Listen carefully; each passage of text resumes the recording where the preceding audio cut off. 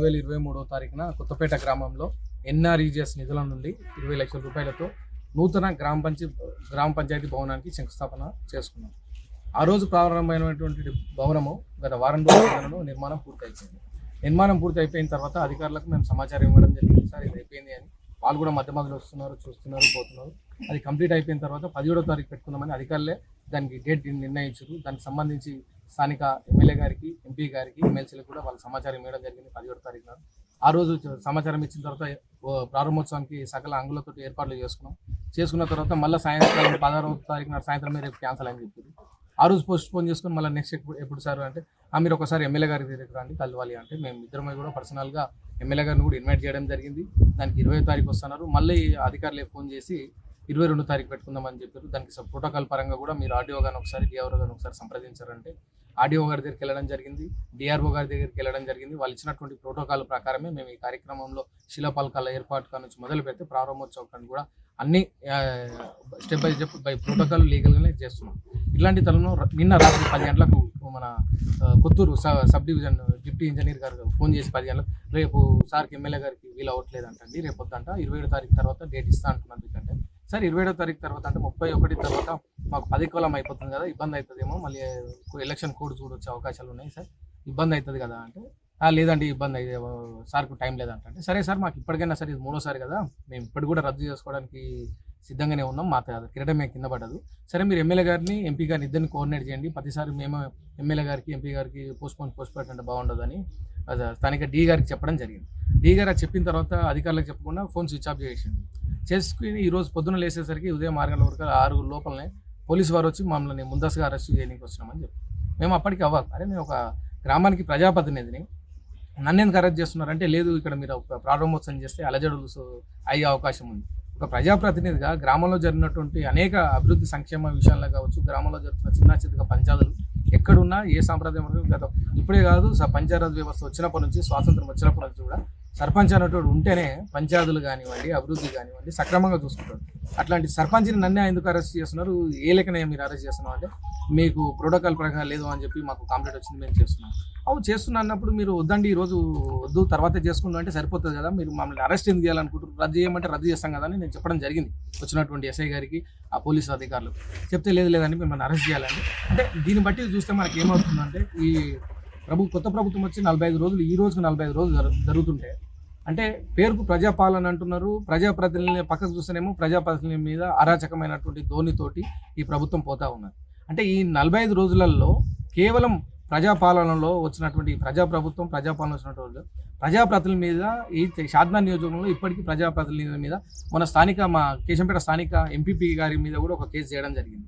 తర్వాత ఈరోజు కొత్తపేట సర్పంచ్ ఎంపీటీసీ గారి మీద కూడా చేయడం జరిగింది. అంటే ఈ మనకు ప్రజాప్రభుత్వము, ప్రజాపాలన అంటున్నటువంటి ఈ ప్రభుత్వంలో నాయకులు చెప్తున్నటువంటి మాటలు నిజంగా ప్రజలు భయాందోళనకు గురై ఉన్నారు.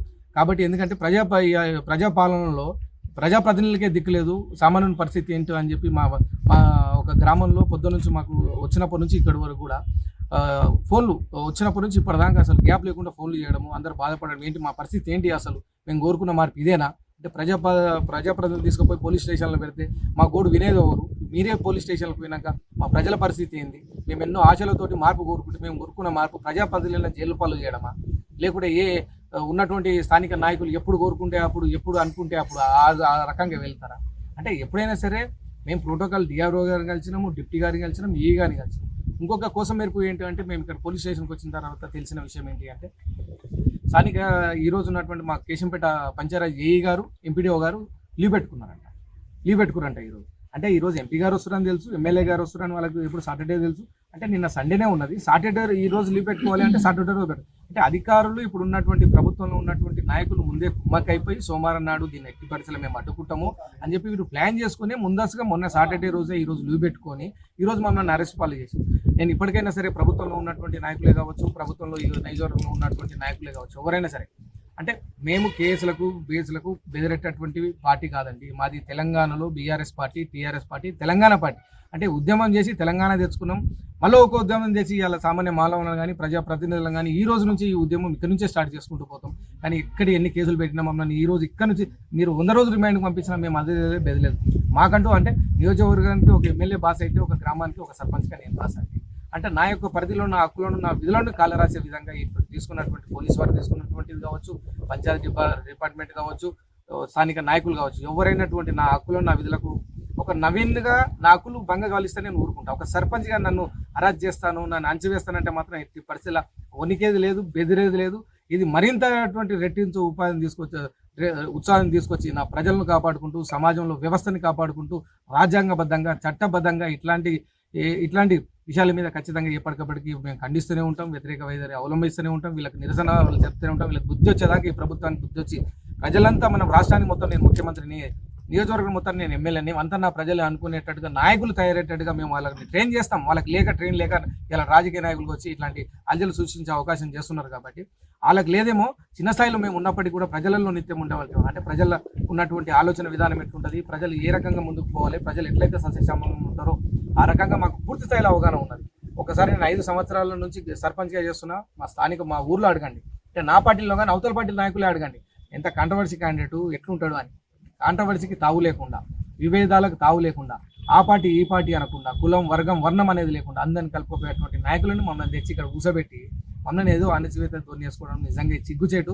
ఈ ప్రభుత్వం ఇప్పటికైనా లెంపలేసుకొని తప్పు జరిగింది, ఎవరు బాధ్యతలకు, ఎవరు హక్కులకు, ఎవరు విధులకు సక్రమంగా నిర్ణయించుకోవాల్సినటువంటి అవకాశాన్ని కూడా మాకు ఇవ్వాలి.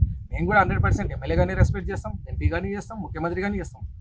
ఖచ్చితంగా మేము ఏ రకంగా రెస్పెక్ట్ చేస్తున్నామో మాకున్నటువంటి విధుల పరంగా మేము కూడా ప్రజానాయకులమే, మేము ప్రజలేసే గెలిచిన వాళ్ళని.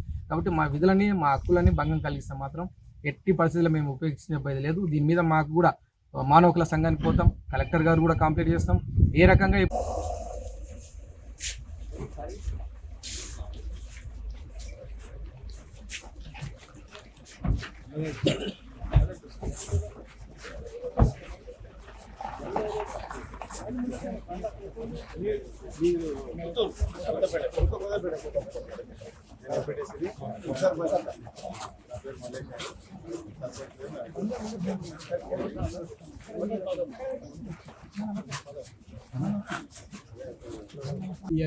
కంప్లైంట్ ఇచ్చినారు. మనం ఏంటంటే లాండర్ ప్రాబ్లం అక్కడ 2 వర్గాలు, ఒక వర్గం చేయాలని ఒక వర్గం చేయకూడదు అన్నట్టు ఉంది.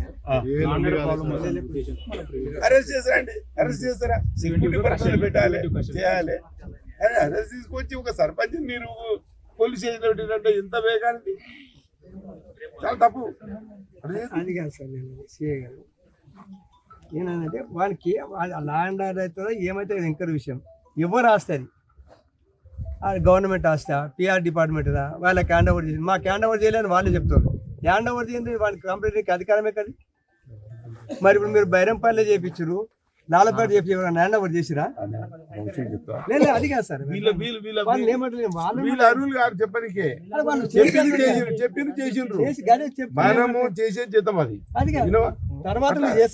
తర్వాత మాట్లాడి ప్రోటోకాల్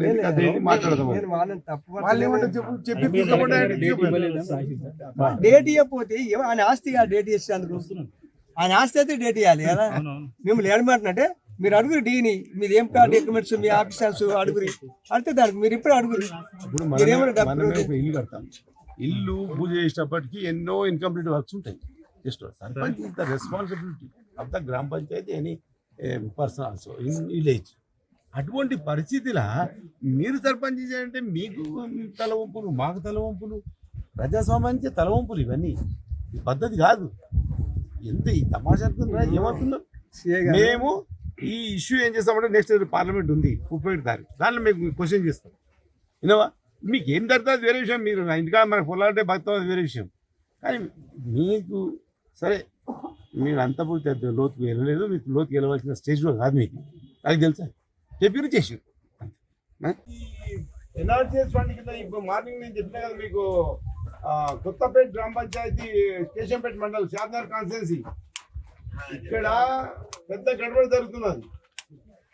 మరి వాళ్ళేమో ఈరోజు ఓపెనింగ్ చేయాలని పెట్టుకున్నారు, వాళ్ళేమో అవతల వచ్చి డ్యామేజ్ చేసిండ్రు. మరి పొజిషన్ ఏంది ఇప్పుడు, మామూలు ఓపెన్ చేయమంటావా ఏంది ఏం sir?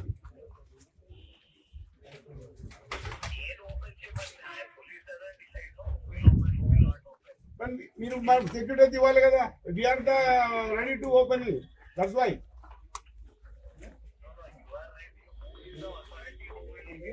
Everything is over, sir. From the 3 days to they are giving the time, but they are not helping to us.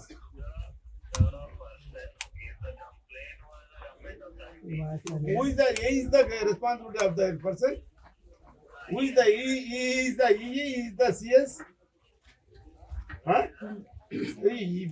అతను ఎంత మామూలు ఏగి సర్పంచ్ కోఆపరేట్ చేయకపోతే ఎట్లండి? అవునండి, నేను ఒక ఎంపీ విషయంలో మాట్లాడుతున్నా. నేను as a MP I'm speaking of MP. మీరు మాకు సెక్యూరిటీ ఇవ్వండి, మేము ఓపెన్ చేసిపోతాము.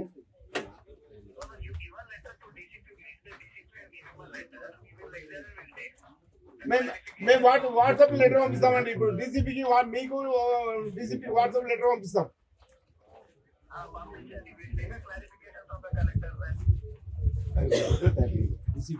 పదే ఎంపీ గారికి చెప్పమనంటే సురభి వాణిజ్య మేడం గారికి ఇద్దరికి చెప్తే వాళ్ళు రాకుంటే మేము చేయం కదా. వాళ్ళందరూ జిల్లా పరిషత్ చైర్మన్ గిట్ట ఉన్నారు, అనిత గారికి మేడం ముగ్గురికి చెప్తే మేము ఎందుకు వస్తాం సార్, మేము చెయ్యం కదా. పెద్దోళ్ళకి చెప్పండి, మీరు పదే మా మీద ఎఫెక్ట్ పెట్టకండి. డిపార్ట్మెంట్ రెస్పాన్సిబిలిటీ పెద్దోళ్ళకి చెప్పండి అని చెప్పిన చెప్పలేదు చెప్పండి. సర్పంచ్ పెట్టి సర్పంచ్ దొంగ చేసుకోవాలంటే చూసుకోవాలి. ఏమనుకుంటారు సర్పంచ్ ఎందుకు అరెస్ట్ చేసిన తప్పు స్టార్ట్ చేసిండు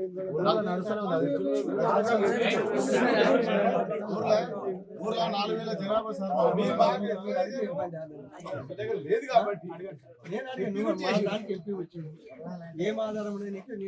నీ ఆధారం చూపి, మరి నీ బిల్డింగ్ నీ డిపార్ట్మెంట్ అన్నట్టు ఏమన్నాడు చూపించమన్నాడు. ఏమైనా కేసు అంటే ఏమంటాడు, ఏమని చేయమంటాడు. కేసు చేసే సరే అంటే మీ ఆధారం ఏంటో చూపించండి. గెలుపుతాడు.